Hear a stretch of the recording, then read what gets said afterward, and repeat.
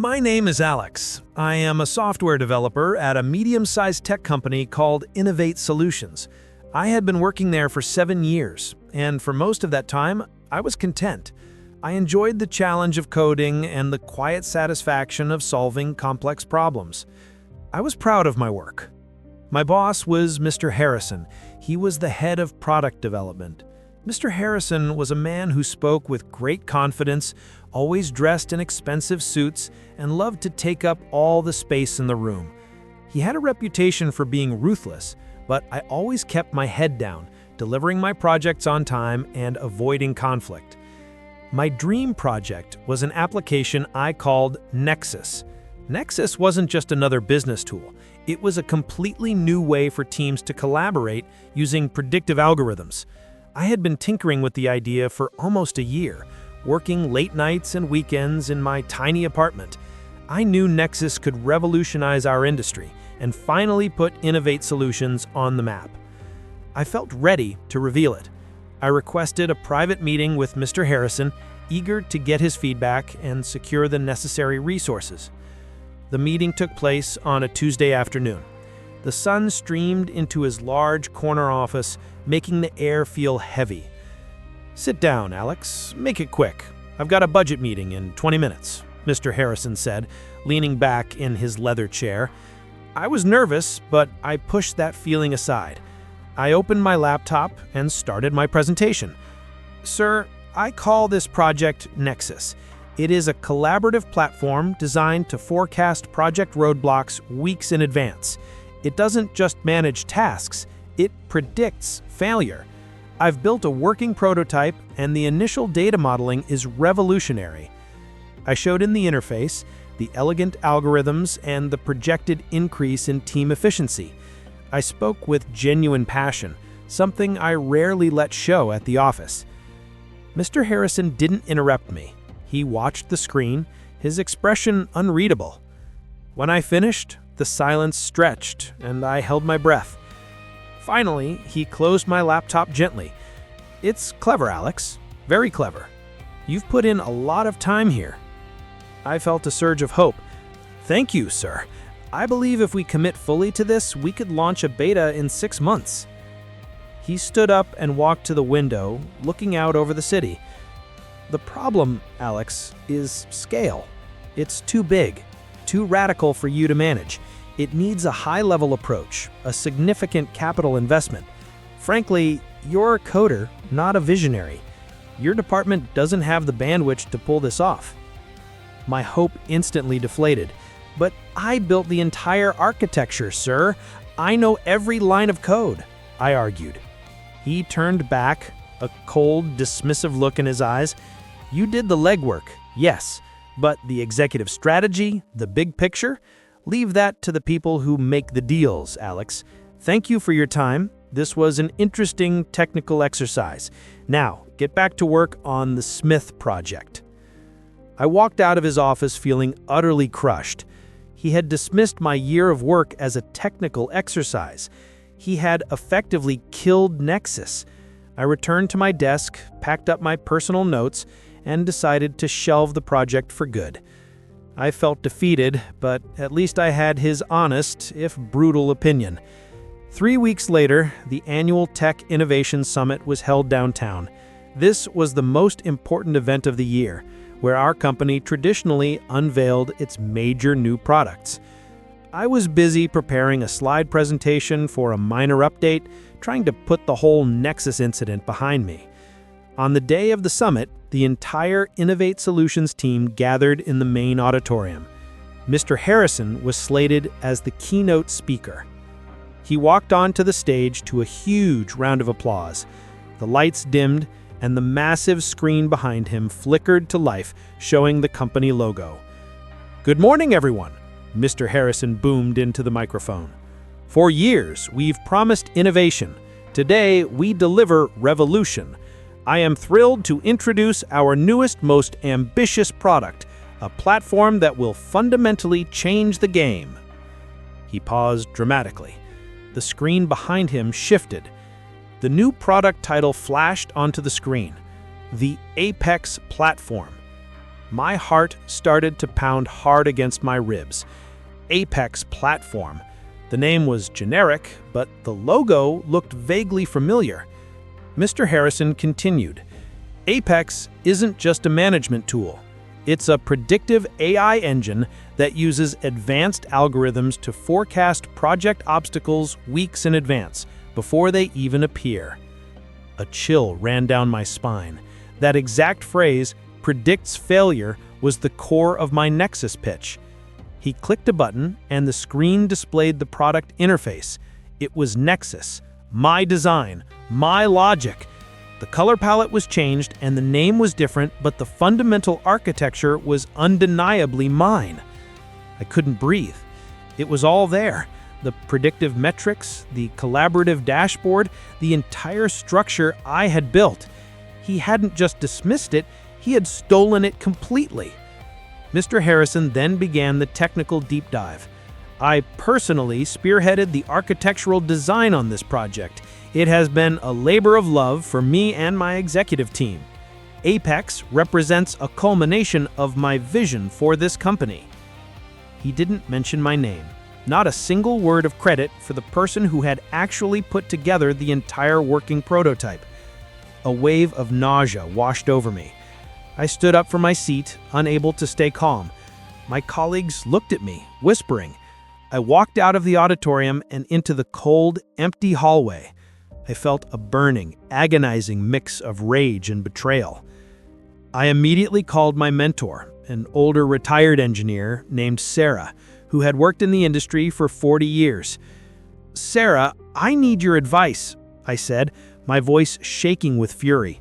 My boss, Mr. Harrison, he just presented my project, Nexus, as his own. He called it Apex. He took all the credit. She listened calmly. Alex, calm down. This is terrible, but it happens. You need to think this through strategically. Do you have any physical proof? A patent? Anything registered? No, I admitted bitterly. I was an idiot.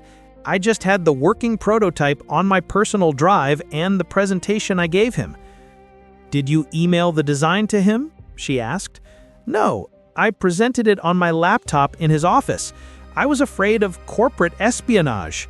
The irony was suffocating. I was afraid of the competition, but the thief was my own boss. All right, Sarah sighed. Then you have two options, Alex. You can cut your losses and leave the company quietly, or you can fight back. But fighting back means going up against a very powerful man who already has the support of the executive board. I looked out the window at the tall buildings. Leave quietly? Let him get away with stealing my life's work? No, I couldn't. The injustice was a weight I couldn't carry. I have to fight, I declared. I have to expose his lie. I returned to the office the next day, a storm brewing inside me. I was no longer the quiet coder who avoided conflict. I was a man on a mission. I needed evidence, hard evidence. I needed to dig up any trace of my original Nexus files on the company network, knowing that Mr. Harrison would have had them all meticulously erased. I started my own quiet investigation. I spent hours accessing old server logs, going through deleted file names, and checking timestamps. It was like searching for a single grain of sand on a vast beach. I had to watch out for the IT department, who were completely loyal to Mr. Harrison. One evening, deep in the old archived server files, I noticed something strange. A folder labeled H Private Backup Q3. It was locked and highly encrypted, but its location suggested it was not standard company data. This had to be it, Mr. Harrison's personal stash. I knew my limits. I couldn't break into that kind of encryption without attracting serious attention. I needed help. I thought of Maria. Maria was the head of the IT security team. She was brilliant, ethical, and had always been fair with me. I had to bring her into the loop. It was a huge risk, but it was my only shot. I waited until after 7 p.m. when the office was mostly empty. I found Maria at her desk, working on a complex security patch. Maria, "I need to talk to you about something critically important and confidential," I said, my voice low. She looked up, sensing the urgency in my tone. "What is it, Alex? You look like you've seen a ghost." I explained the Nexus project, the meeting with Mr. Harrison, and the Apex platform reveal. I told her about the missing files and my suspicion that my former boss was a thief. She listened intently, her face serious. When I finished, she didn't immediately take sides. "Alex, this is a massive accusation. Do you have anything that backs up your story?" "Only that locked folder, H private backup Q3. I think the initial Nexus prototype files are hidden in there, the ones he had to wipe out before the launch." Maria thought for a moment, weighing her options. "I can't access a private executive drive without authorization. It could cost me my career, but I know Harrison's reputation. He's not above this kind of thing. He's always trying to get ahead." She looked at me, a flicker of professional integrity in her eyes. "Give me 24 hours. I will try to figure out a way to legally view the logs on that drive. If the log shows files were moved from your account to his, that's enough for us to open up a real investigation." I felt a surge of adrenaline. I had an ally. The game was on. Now all I could do was wait. I had to keep quiet and continue to act like the good, quiet coder while a massive internal battle was about to break out. The next day felt endless. I tried to throw myself into my regular tasks, but my focus was shattered. Every time Mr. Harrison walked past, whistling cheerfully, I had to physically hold back my outrage. I was acting, pretending to be the quiet, focused coder while waiting for Maria to deliver the information that could bring down the head of product development. Finally, just before 5 p.m., I received a secure message from Maria. "Meet me at the Blue Bean coffee shop across the street in 30 minutes. Alone." I gathered my things quickly. I felt a nervous energy, like a wire pulled tight. This was it. I found Maria sitting in a quiet corner of the coffee shop, stirring her latte. She didn't smile. She looked grave. "I found something, Alex," she whispered, leaning in. "I couldn't access the encrypted folder itself. That would be a fireable offense, but I managed to pull up the system metadata logs for the executive drives." She slid a tablet across the table. The screen showed a dense log of system activity. "Look at this line," she instructed, pointing with her finger. The line showed a specific action: file transfer. Source: A. Miller desktop, your workstation. Destination: H. Harrison private backup drive. File name: Nexus prototype v final.zip. Date and time: Tuesday, 3:15 p.m. The date and time were exactly 1 hour after my meeting with Mr. Harrison 3 weeks ago, after he had told me the project was too big for me and instructed me to get back to work. He didn't just dismiss it, Alex. He went straight to his office and used a remote executive tool to copy the files from your machine before you could even log out, Maria explained. He erased the local copies afterward, but the server always keeps a log of file movement, especially into a private backup. He was too arrogant to think anyone would ever dig this up. My hands trembled as I stared at the screen. The quiet satisfaction of revenge began to wash over me, quickly followed by a cold, clear focus. This log was everything. It proved intent, theft, and the exact moment of the betrayal. "Thank you, Maria," I said quietly, feeling a profound sense of gratitude. "You put your neck out for me." "She did it for the integrity of the firm, Alex," she corrected, but her eyes conveyed understanding. "Now, what's the plan? You can't just run to the board with this. He'll find a way to discredit you. He'll say you tried to steal his files." We spent the next 2 hours mapping out a flawless strategy. We decided we needed to go directly to Mrs. Albright, the CEO. She was known for her strict adherence to ethical standards. We couldn't afford to approach anyone lower, as Harrison had allies everywhere else. The next morning, I arrived at the office early.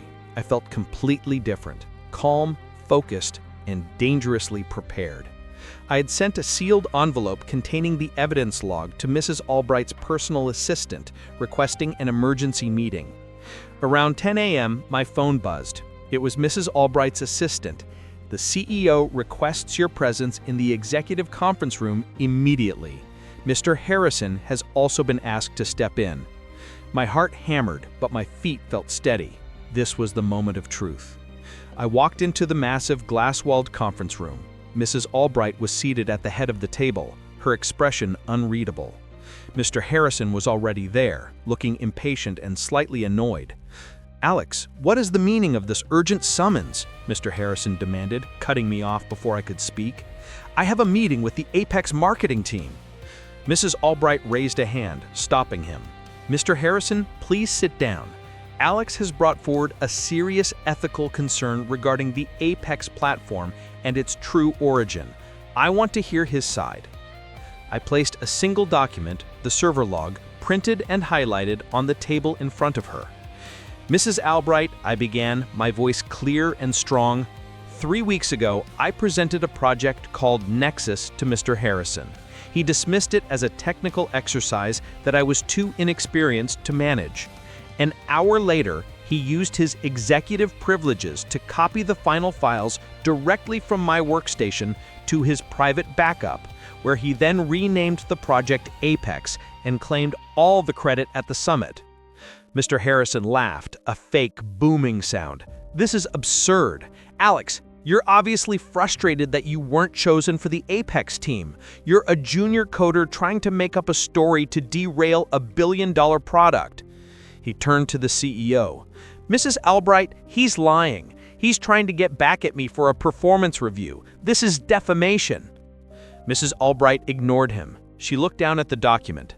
"This log shows a file transfer of a compressed file named Nexus Prototype V Final.zip from Alex's workstation to your highly restricted private drive precisely at 3:15 p.m.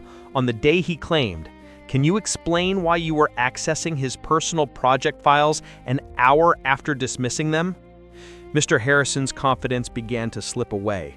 He stammered, I was simply performing a routine security check. He often leaves his workstation unlocked. I was consolidating old files before the summit." I intervened calmly. "Sir, a security check doesn't require transferring a zip file to a private executive backup. And if the project was your labor of love, why did you change the name from Nexus to Apex? And why did you have to steal the files instead of simply asking me to hand them over?" The quiet in the room was absolute. Mr. Harrison was trapped by the cold, undeniable evidence of the system log. His eyes darted between the log, the CEO, and me. He finally caved in, his voice barely a whisper. "The design was derivative, but the concept had merit. I simply cleaned up the presentation and ensured it was aligned with the board's vision. I would have given him credit later. It was a management decision to push the product forward." Mrs. Albright slammed her hand down on the table, startling both of us. "It was theft, Mr. Harrison. You used your position of trust to steal the intellectual property of a subordinate, not only robbing him of recognition, but compromising the ethical foundation of this entire company. Your actions have put Innovate Solutions at risk of a massive IP lawsuit." She turned to me. "Alex, you handled this with remarkable restraint and integrity. Thank you for coming forward. As for you, Mr. Harrison, I think you should pack up your desk. Effective immediately, you are terminated for gross misconduct." The termination was swift and public. The news spread like wildfire throughout the company. I was immediately pulled off my old projects and reassigned to a special internal task force. A week later, Mrs. Albright called me back into the conference room. "Alex," she said, smiling genuinely this time, "the official narrative is that Apex was a company project led by a team. But internally, we know the truth. We need to make this right. I am promoting you to Head of Innovation, Mr. Harrison's formal role. You will be fully funded to build out Nexus. We need the real visionary in charge." I sat there, stunned. It wasn't just my job back, it was a massive promotion. The courage to stand up to power had not only saved my idea, but launched my career. My quiet investigation and Maria's integrity had paid off in a way I never imagined. I learned a powerful lesson. In the corporate world, your passion is not enough. You must also have the integrity to fight for your truth. My boss stole my idea, but in doing so, he gave me the opportunity to take charge of my own destiny. Nexus, now renamed Apex, was truly mine, and I finally had the power and resources to see it through. The quiet coder had become the head of innovation. That was a high-stakes corporate drama about theft and justice. The story had so many great intermediate phrasal verbs like pull up, make up a story, and take up. Which one was the most useful for you? Let me know by leaving a comment below. If this long story was perfect for your listening practice, please like the video to support Starsfin. And to make sure you never miss a new story designed to boost your fluency, hit subscribe and turn on the notification bell. Thank you for learning English with us, and I'll see you in the next story.